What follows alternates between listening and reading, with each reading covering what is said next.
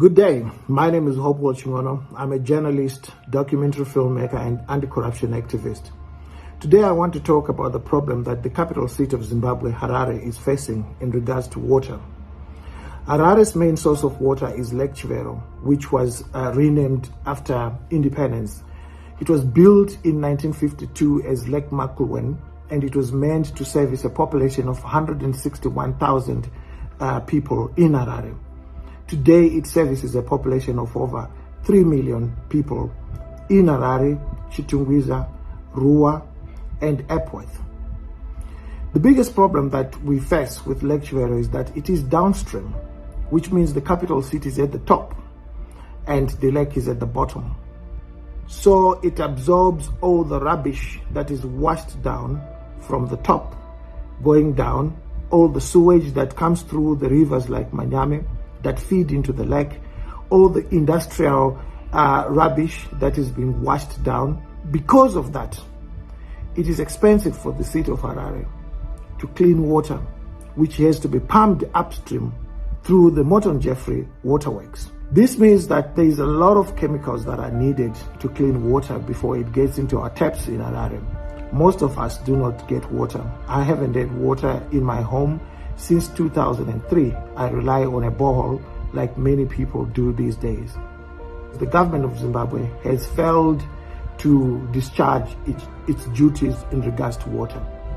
The Water Act, the law in Zimbabwe, says that the government of Zimbabwe, the central government, which is the ZANU-PF government, is supposed to provide water sources like Lake Chimani. It was supposed to have built a dam in 1996 called Kunji. The money for this dam was looted. It is the government, according to our law, according to our Water Act, that is supposed to provide a viable water source. Lake Chimani is no longer a viable water source because of the things that I've just said. So today, Harare City Council is faced with a big problem of a lake that was built in 1952, meant for 161,000 people at the time, and today it is meant to supply water to over 3 million people. Now, government has resorted to propaganda, arguing that the city of Harare has failed the citizens living in its capital city. But the fact of the matter is the city council cannot do much without a viable water source. The good thing about having Kunji Dam is that Kunji Dam is upstream. So the amount of chemicals that are needed to clean water coming from Kunji Dam is very minimal. And it means the city does not have to spend a lot of money buying chemicals, something that was also rooted and used as a patronage system by ZANU-PF. The companies that were meant to supply these chemicals were prescribed by ZANU-PF, by the local government ministers that have been running the local government ministry for a very long time, including the current one, July Moyo. Now let us look at the numbers. Harare City Council requires over $4 million every month to buy chemicals to clean the water coming out of Chimani because of the dirty that it carries, the industrial waste, the raw sewage, and all manner of dirty stuff that would have been thrown into it by the rivers that bring the water into the lake. This $3 million is used to clean this water at Morton Jeffrey Works. Morton Jeffrey Works was built over 65 years ago. And as I said, it was meant for 161,000 people. Today, the city has got over 3 million people. It is pumping 300 megaliters a day. The system is meant to pump 200 megaliters a day, which means that it's being overloaded by over 44%. Now, the reason why people in Harare do not have water in their homes is very political. I've explained that the city spends over $4 million a month to clean the water coming from Lake Chimani. It would have spent less if the water was coming from Kunji Dam, which the government has failed to build for over 43 years, although it was on the plan of the colonials when we got our independence. The reason why we do not have water is because a lot of ZANU-PF political elites have made a lot of money through supplying chemicals meant to clean water from Lake Chimani. Local government ministry controls all city councils. It tells them where to buy the chemicals, and invariably most of the people that are supplying these chemicals have got direct links to the ruling party, ZANU-PF. The problem is not only about the links that they have to ZANU-PF. The main problem is that they inflate the prices for these chemicals. Let's look at what happened in Jeffrey Motorworks. Current local government minister July Moyo instructed the Harari City Council that it would buy the new pumps for Jeffrey Motorworks from his friend Paul Kruger. The pumps that were supplied ordinarily would have cost $2 million US. Paul Kruger billed $10 million US, which means that $8 million US was looted. This is money that would have been used for other things by the city council, but it was not able to do that. The money was looted. The same local government minister July Moyo ordered Victoria Falls Council to buy pumps for $3.5 million from Paul Kruger, his friend again, pumps that would have been bought for $1.2 to $1.5 million. So this is what I mean when I say that the water crisis in Zimbabwe is political.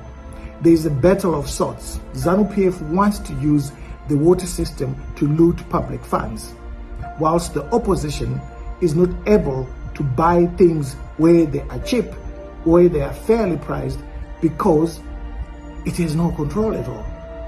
Now, we've talked about the problems. We now need to talk about the solutions. The first solution is for the government of Zimbabwe to adhere to the Constitution, the Water Act. It must build Kunji Dam. As I said earlier, Kunji Dam will make it much easier for the Harari City Council not to spend a lot of money, because the water will be coming from upstream. There is less pollution in water coming from upstream than water coming from downstream. The second thing is that there should be no political interference in water management. The government, through ZINWA, owns the water sources. It owns Lake Chimani. It will own Kunji Dam. So it should not interfere in the professional management of water sources. In the past, it has interfered because of corruption. It wants to control who provides the chemicals. It wants to control where the pumps are bought. It wants to control everything, but not for the good of the nation or the good of the city, but to line the pockets of a few powerful ZANU-PF political elites. The third thing is that there must be an infrastructure upgrade in Harare. The system that we are using dates back to the 1950s.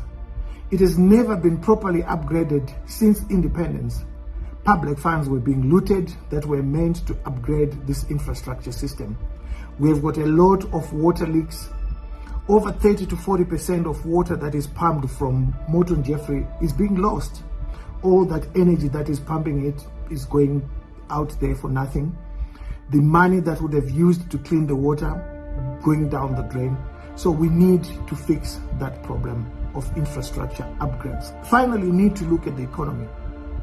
It doesn't make sense for Harare City to spend 50 cents on a cubic meter of water and then the consumer pays 5 cents. We are paying for our water in RTGS, and yet the chemicals are being bought in US dollars. The government then turns around and blames the city council, and yet it is the same government that has messed up the economy. It does not allow Harare City Council to charge its water in US dollars, and yet it expects Harare City Council to pay for chemicals in US dollars. That is not sustainable. The opposition party, CCC, that runs councils across the country, needs to articulate these issues properly to the citizens so that they understand them. A lot of our citizens don't even understand who is responsible for providing the dam. They have been thrown into the propaganda of ZANU-PF that it is the city council that needs to do everything. No, the city council's job is simply to distribute water that would have been supplied by a water source built by the government. So our government needs to fix the economy so that people can pay for their water on a fair rate, and that the city council can then take that money and go and buy whatever is needed for our water to continuously flow in our taps, something that has not happened for decades. I hope you can share this video so that others can also learn on the basic issues of water and learn about what needs to be done. Good day.